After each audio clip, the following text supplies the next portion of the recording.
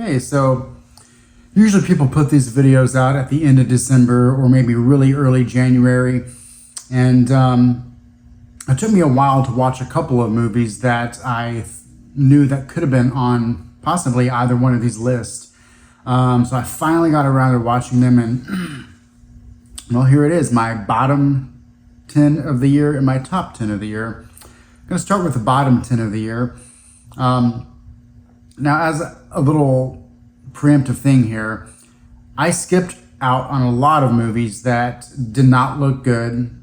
Then they got bad reviews, and like Madam Web and Borderlands and several others, just to name a couple. So I'm sure if I saw them, they would probably be on this list.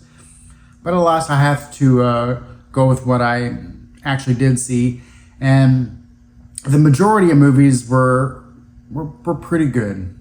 There was some that I thought were, actually really good. Obviously, those are going to be the ones on the top 10 list. But some of the ones that's on this bottom 10 list, I think will be surprising, especially since they're going to be on a lot of people's top of the year list.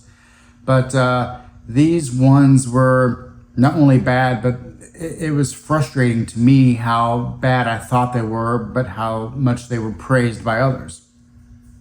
So it was, it's kind of astonishing, and I'll try to do my best to defend myself when it comes to talking about these. But starting with number 10, we have My Old Ass. I really did not like this movie. There were so many things that it felt like the ending was going to be really stupid, and it was so obvious that I felt that, well, maybe they're going to change something up and not have this obvious ending happen, and then it did happen, and along the way, so many things did not make sense. I really didn't care for the characters. I just had so many questions. It's another one of those movies where, wow, there's a crazy ability or a crazy thing happening, and this is what they choose to do with it. I really did not like that whatsoever.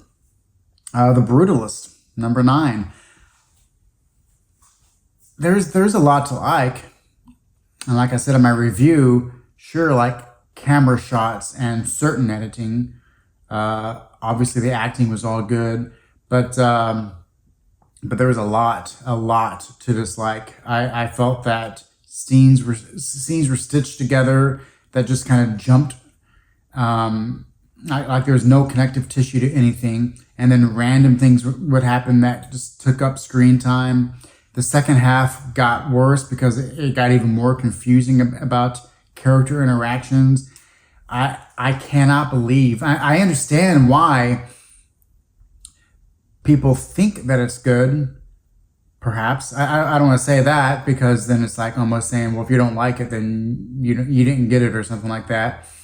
But I think it's very showy, but I don't know. I actually thought about it from like a screenplay standpoint, and I thought it was terrible. Heretic. Once again, there was aspects of it that were good, but the longer it went on, the worse it got, because we started talking, just there was like the same thing being said over and over, and it was like, well, here's something we're going to talk about, and we're going to use board games to kind of reference and back up this particular theme. But then we're going to do the exact same thing with this song, and it just kept on retreading territory. And then things would happen that I thought was stupid, like the whole blueberry pie thing. It's like, oh, okay, yeah, you got a candle to mask that you're not really cooking a blueberry pie. Wait a second, you actually did cook a blueberry pie. What was the point of the candle if you were actually making a blueberry pie? So stuff like that, I was just sitting there and just not enjoying, because it felt like the movie tried to be smart, but then became dumb. And then once again, like the last half, I was just not really caring about what was going on. The whole, I mean, I'm yelling at the screen. There's a window. Hold your cell phone up to the window to get signal. I don't know. I just did not care for it. The First Omen. I remember this being boring, and it's hard to remember much about it. I will have reviews for all of these movies. I've linked my letterbox, but I have reviews for every one of them for my full thoughts. But yeah, I was just not enjoying myself during the First Omen. I thought that it held back a lot and it became nonsensical. And then once again, characters were making just the most stupidest of decisions. I didn't get it. Next is Deadpool and Wolverine. I mean, where do I start with this one? Sure, there was good aspects to it, but I can only point at the screen and say, oh, look at this character so many times. Scenes for me were ruined by the music choices. I know a lot of people apparently like some of the music choices in it, but it ruined scenes for me. And that's not necessarily making the movie bad, but it makes the movie not enjoyable. But then when you introduce plot holes and scenes that go on and drag and don't make sense and jokes that don't land, jokes that are not set up, and then there's punchlines to jokes that were never set up, and the convoluted story that is somehow overcomplicated yet so simple to begin with. I get why people can look at it and be like, oh, look, it's a fun action scene with a crazy song over it. Oh, he finally gets the yellow and blue spandex or whatever it is. Oh, and you start hearing people talk about all these things, but you never really hear them talk about, the actual story and the plot and things like that. And yeah, it's not a good movie when it comes to that. Next is The Substance. Like I said in my review, there's aspects of a good movie in there somewhere. It would make a good segment of a creep show type of movie. It would be a good 45-minute kind of lesson for the audience, but nothing worked. What it was telling the audience was so over the top, but yet poorly done. Like the Dennis Quaid character. The movie did things that told me nothing about what I was thinking that they were trying to tell me about him. Okay, he doesn't wash his hands and he's a messy eater. That's supposed to make him a bad person? The fact that he was able to have the star of his show apparently be on the air for like 40 years or whatever, that's a pretty darn good thing, if you ask me, from a producer, allowing her to be the star of some show for so long. I don't know. I thought he was not a bad guy. And then there were scenes that I was watching that it's like, okay, is this where they're going to have him get frisky with Sue? Is he going to start doing things that really make him to be a sicko? No, he's actually not that bad. So I didn't get that, but there's so many other aspects. She became a master carpenter. When her finger started shriveling up, she apparently decided that, I think I'll go back under again, and hopefully things don't get worse.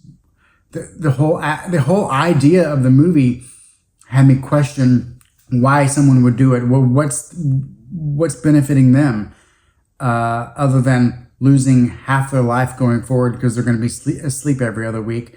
I can go on and on and on and on. I had so many questions about things that did not make sense. And it's one of those things. Anytime someone defends The Substance, I look at it and I'm like, no, it's not that I did not get what you're saying. I got it.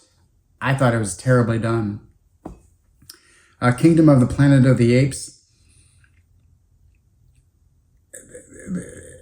I mean, it was boring.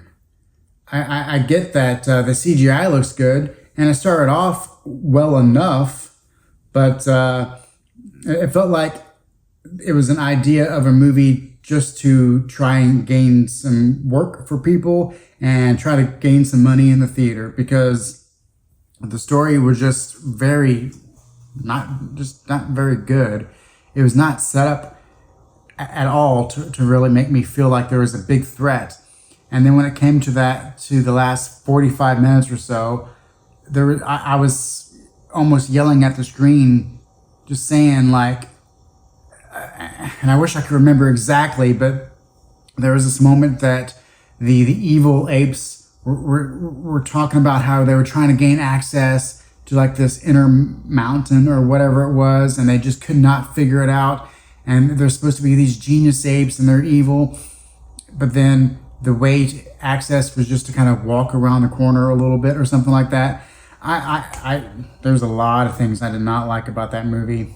It was just not good.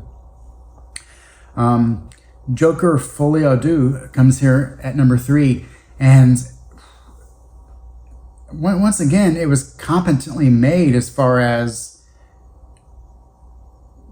scenes, but I mean, I could see where it was going. It wasn't completely stupid as far as of how it was laid out, but then it was just bad.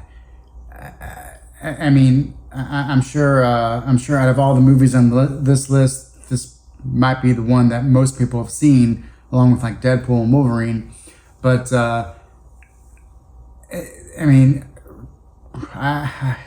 so much of that movie, I just completely blocked out of my mind. It was just it was almost like it was purposely failing at several things. It was kind of mind-boggling the way it chose to do everything. There were some things that I couldn't tell if certain scenes were happening or not. Characters were despicable. Yeah, it was true that for the most part, people disliking this movie was well earned. Number 2, Furiosa. Talk about a movie that was just full of itself. The first 45 minutes, there is no Furiosa other than the young version of herself, but just one bad decision after another. There's a ton of things that I was not making sense of, and then when I followed up on the movie afterwards, I was like, no, I was right. I wasn't just confused and the movie was smart. No. I understood what was going on in the movie, but it was just bad. The whole sequence of her cutting off her hair to make some wig, so that way, in case the bad guy would grab her hair, she could run away. And then she disappeared, and apparently the guy was too ashamed that she slipped from his grasp to tell everyone that she disappeared and she's probably right over the edge. And then no one realized for years upon years that this was some girl instead of a little boy amongst the group. And then it was just a one long sequence of scenes that just things not making sense. And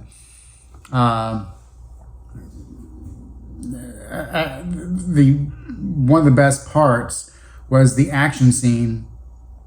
One of the standard action scenes where there's just a lineup of vehicles traveling down a road, and where you're asking yourself, well, why don't they just all stop and then fight it out, and then whoever wins wins? Why do they have to make it hard on one another to drive 80 miles an hour or whatever? But anyway, I thought the action scene was going pretty good, at least. But then even aspects of that was dumb. So I really hated that movie. It was bad. But not as bad as the number 1 movie. The number 1 movie that assaulted me. It made me... The audio was just overpowering. the constant screaming from the lead character, the constant drinking of water, except the one scene where she could have used water, she didn't have any. The constant, this is not happening, oh, it was just all in her mind, then move on to the next scene sequence. The whole aspects, gigantic aspects of the movie apparently did not happen. It was like daydreaming upon a daydream, where you take a look at the ending of the movie and you realize, okay, so was it like only the first 15 minutes that happened, then everything after that was just in her head? Just nothing worked. I know for a lot of people, they like the lead actress. I thought she was terrible. I felt like the only thing that she did was just scream and yell the entire time and be mean to everyone around her. There were sequences where I was just seeing what was coming from a mile away and knowing that there would be smart ways to turn the story, but every single time that it could have done something interesting or good, it takes 2 steps back and does something stupid. I hated Smile 2. It was my lowest rated movie of the year. I gave it a 1 out of 10. The Brutalist, I gave a 5 out of 10. Furiosa, I gave a 3. So Smile 2 was just like a couple of big steps below all the other movies on this list. Like a couple of giant steps from some of the 10, 9, 8, 7 ones, like Brutalist, Heretic, First Omen, and stuff like that. They had things that worked for the movie, but there was nothing redeemable about it. I was so glad to get out of the theater when it was over. I will say that there is an honorable mention that was on this list that I changed at the very last second. I'm saying the very last second. When I first started the video here, I changed my mind because I just remembered my old ass. But I did not care for Dune Part 2. I gave that a 6 out of 10, so I gave it just a little bit above average because there was stuff that was good in it. I know a lot of people just call Dune Part 2 this masterpiece, the best of the past decade and all this stuff. Check out my review for it, where I go into a lot more details about why I did not like that one. Somehow it narrowly missed the top 10 of the list, but obviously it's at 11 now since I slipped my old ass in there. But yeah, I thought Dune Part 2 had a lot of issues that I was ashamed at Denis Villeneuve for allowing in this movie, especially since he came off an okay first movie. It seems like he could have taken the second movie and just made it better, but he actually took a step back somehow, which blows my mind. But yeah, that's it for the top 10 worst of the year for me out of what I saw. And now it's time for the top 10. Some actual positivity now. Obviously, some of the movies that's in my bottom 10 are in a lot of people's top 10. And then there's a couple in my top 10 that I know is going to be in some people's bottom 10. And maybe I can put up a little bit of a fight, a little bit of a reasoning why it's on my top 10. Because it's not because I'm trying to be opposite or something like that. But my 10th favorite film of the year, Megalopolis. Yeah, I really enjoyed it. I thought the filmmaking was super interesting. I loved how it was intertwining ancient Rome into a futuristic society, and how those things. There's something going on right now to where you can take a look at how like Rome fell and why it did.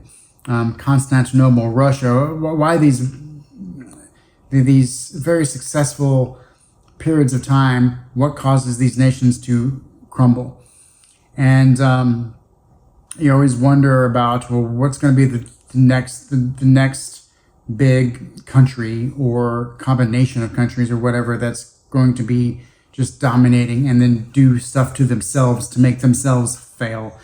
And I really liked how the Megalopolis was kind of talking about that, not being so outright with it, but knowing that surely the audience understands and can think about those aspects without the movie just coming right out and talking about it.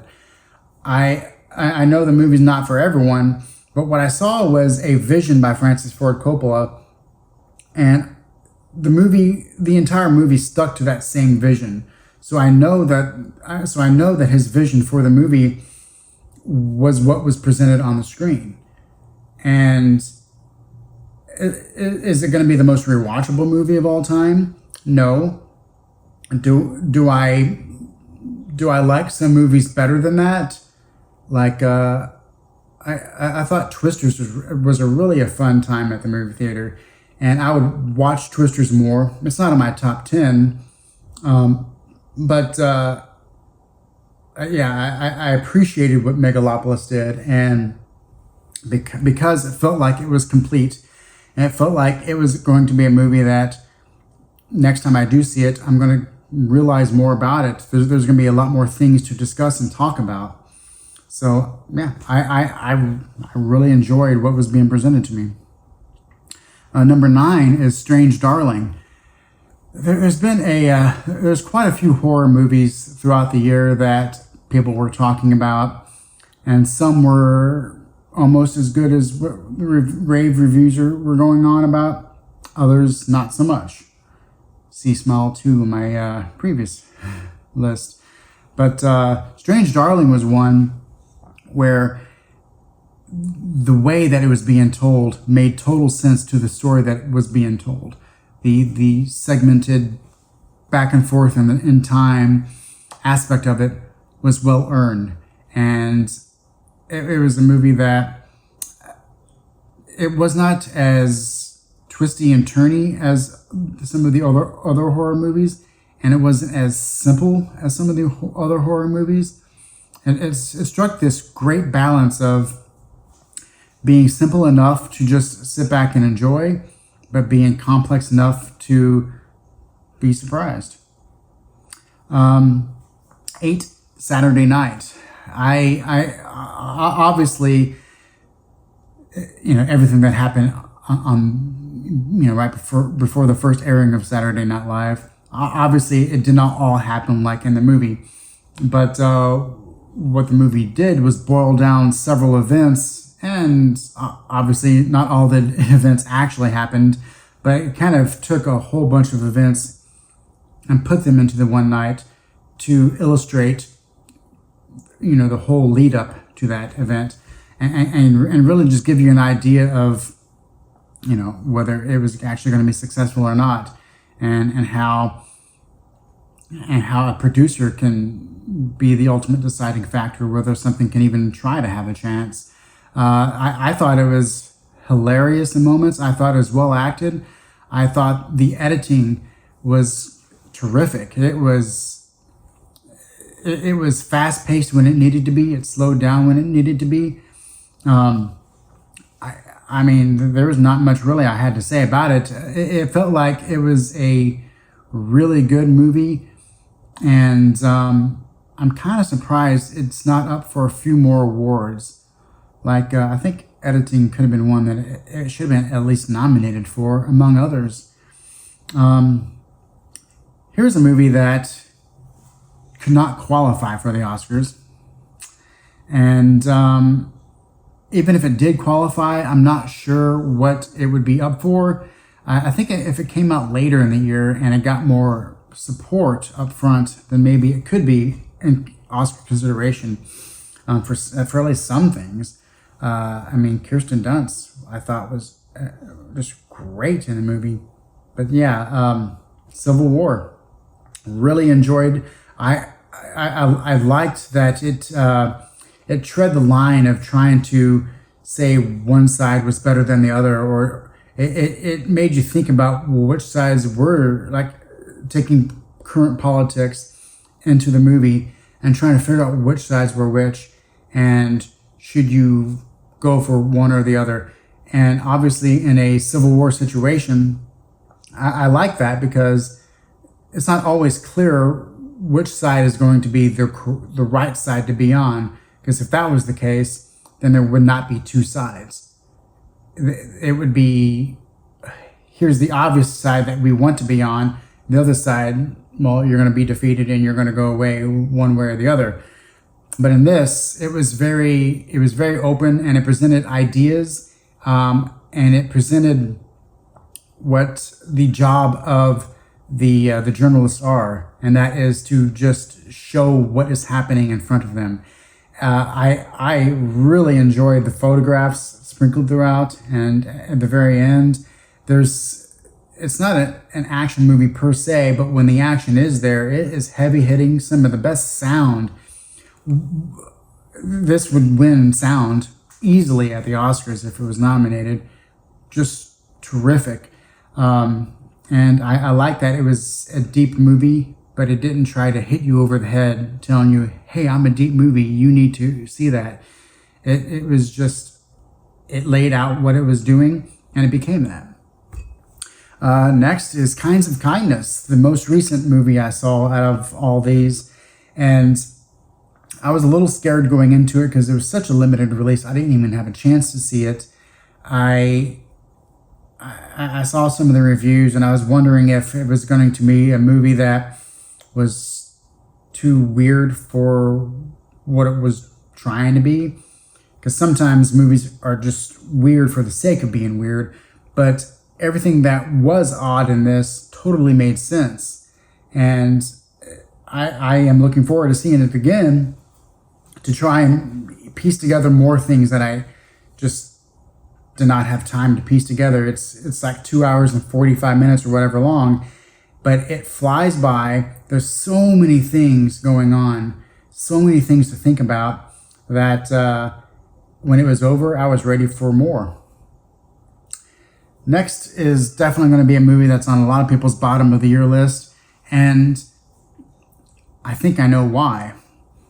I'm pretty sure that it's because of the arguments of, oh, it was a sequel no one asked for, or it came out 24 years too late. Okay, none of those have anything to do with the quality of the movie, so tell me more about the quality of the movie before you shame it. And then the things that people do shame the movie for are aspects of it that I think is actually great about it. And that's going to be Gladiator II. Kind of funnily enough, another movie came out that is a sequel that no one asked for. And it came out, gotta do some quick math here, 30 years too late, right? And that was Twisters. But no, wait a second. Most people seem to pretty much enjoy Twisters. What other aspects about Twisters do people either enjoy or not really see as a fault really that much? Oh, how it was basically a retread of the first movie. Some of the better sequels of all time are kind of like just the first movie done again with some changes here. Maybe a scene that took place in the middle of the first movie might be more of a setup in this movie, or this character is now that character, and this character over there is now this one. And so yeah, Twisters did all of that in a really fun, exciting way that did not overstep the original. Because I think the makers of Twisters knew, well, they're not going to be better than Twister. Even if the movie is better, it just cannot be better. With Gladiator II, it's like, I would rather have a Gladiator II rather than no Gladiator movies. And if you try to make any other Gladiator type of movie, I think people would just say, oh, it's a ripoff of Gladiator from 2000. So with Gladiator II, it did a lot of what Twisters did. It treads some of the same plot beats and some of the same storyline as the first one, although there was lots of differences. There was different characters switched around. So maybe the way this type of character in the first one was, maybe it's the same type of character in Gladiator 2, but they're doing things in a different way. They have a different pathway to what they're trying to gain or how they're trying to gain it. I had a lot of fun with Gladiator 2. And I recently rewatched someone watching it, kind of reacting to it. And they seemed to be positive about it too, because maybe they were just watching it just to be real about it, as far as what does this movie have to offer, not in comparison to the original, but what does it have to offer. And there was not much that I really didn't like about the movie. I think I give it a 9 out of 10. It certainly was not perfect by any means, but I mean, for everything that it did, I felt that it was trying not to tarnish the original whatsoever, but also trying not to do its own thing too much. It's still in the realm of what the first Gladiator movie is. So, yeah, I really enjoyed it. Number 4 is The Complete Unknown. I think in a year of 10 nominees, this is a nice movie to have as one of the 5 extra nominees, as I call them, because back when we had 5 Best Picture nominees, it seemed like those were the 5, and anything else would just be kind of like well, you're good, but you're just not quite at the level of these 5 movies of the year. And A Complete Unknown is really good. I don't think it would be like the top 5 of the year, even though it's top 5 on my list. Some of these movies on my list are not really Academy Award type nomination movies, but I also thought this year was weak overall. But as it stands, out of the 10 nominations this year, this one is nominated, and this is the one I would prefer to win because, well, I think we all know why that's the case based on some of the other movies on my other list. But yeah, I really appreciated Timothée Chalamet's not overdoing it. And I like how he's basically the same character throughout, and he never does anything to try and change himself. He just does what he wants to do in the moment, and he is kind of unknown. We don't get much about him. Whenever we do get a little bit about his backstory, we don't really know how much of it's even true. I'm not a huge fan of Bob Dylan's music. I have all of his stuff, but I think the movie does a great job of if you're not a fan whatsoever of folk music, I think you'll still like it because it's a really done movie. And if you do like folk music, at all, you're probably even going to like it even more after this. I thought this was a great movie, and Edward Norton, I think he is terrific as well. Everyone's great in it, but I really liked his performance. He was a huge standout. Top 3, we'll go through these quickly. Terrifier 3, once again, it built upon the second movie. It didn't try to overdo the big scene in the second movie, but it had a high amount of top gross out gore sprinkled throughout. And so I liked the direction of the gore, the way that it was done in this movie. It did not feel like the director was like, well, how can I just overdo this one scene to try and make Terrifier 3 better or more standoutish? No, he's going to do his gore in a different way. And I like that aspect of it. I really liked once again, all the characters are really interesting. The way that the story is evolving was great. And it was just nice to have a movie that was just a movie that would be considered grade C and bad, but with the talent in front of and behind the camera, it's like a miniature masterpiece of that subgenre of movies, and I thought it was terrific. MaXXXine. MaXXXine is unfortunate because it's not as bombastic as X and Pearl, but to me, it might be my favorite out of those three. The directing, the way the film looked, the way it's acted, is just ahead of other movies that tried to do it. It feels so perfectly 1985.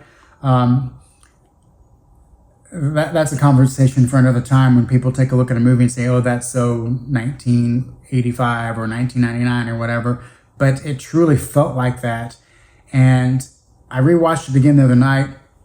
Perfectly edited. It flies by. There's not a second that's wasted. Just incredible scenes. It's smartly written.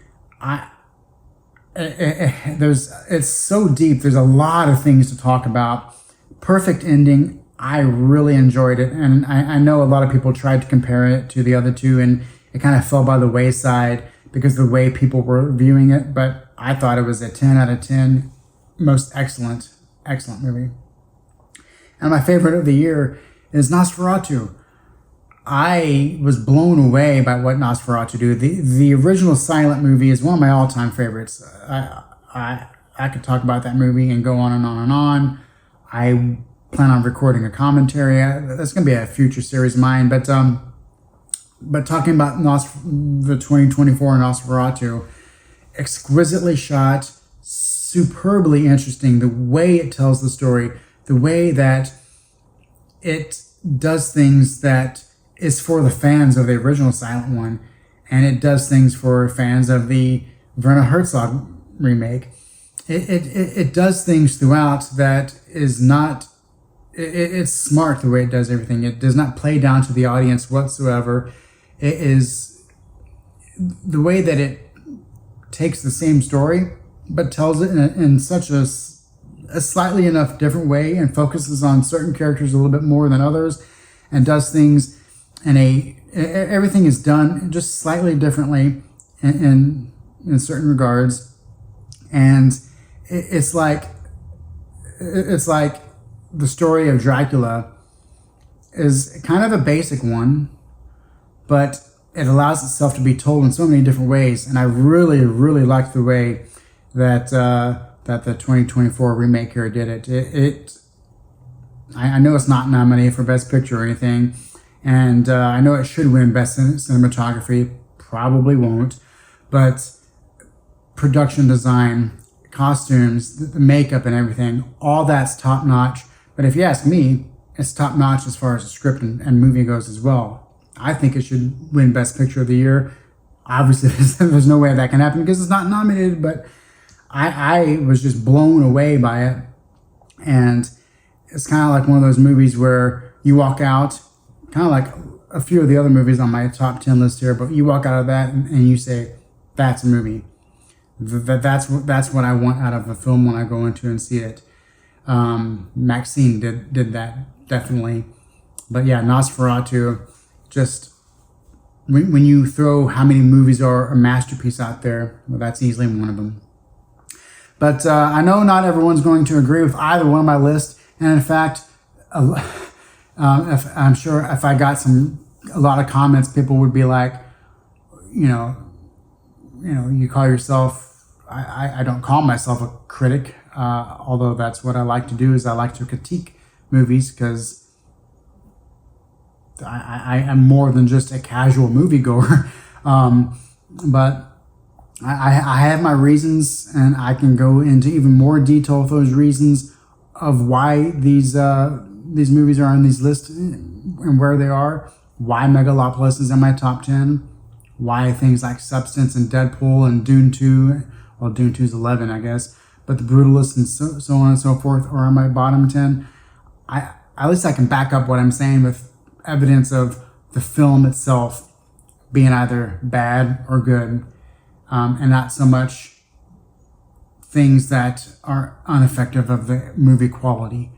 For instance, Deadpool and Wolverine pointing out, if you like the song selections or if you like the way that different characters pop up and things like that, yeah, those are all bonuses that if you like them, great, but they need to be a bonus to an overall well-grounded film, and that was not the case.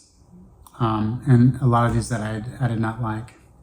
So yeah, let me know what you think about my list. Did you somehow agree with my list? Do you look at Gladiator II and Megalopolis and say, you know what, for what they were, I thought they were great. Let me know if you agree with that or not. But I think the next thing I'm going to do is something for Lent. Yeah. So I'll catch you on the next one.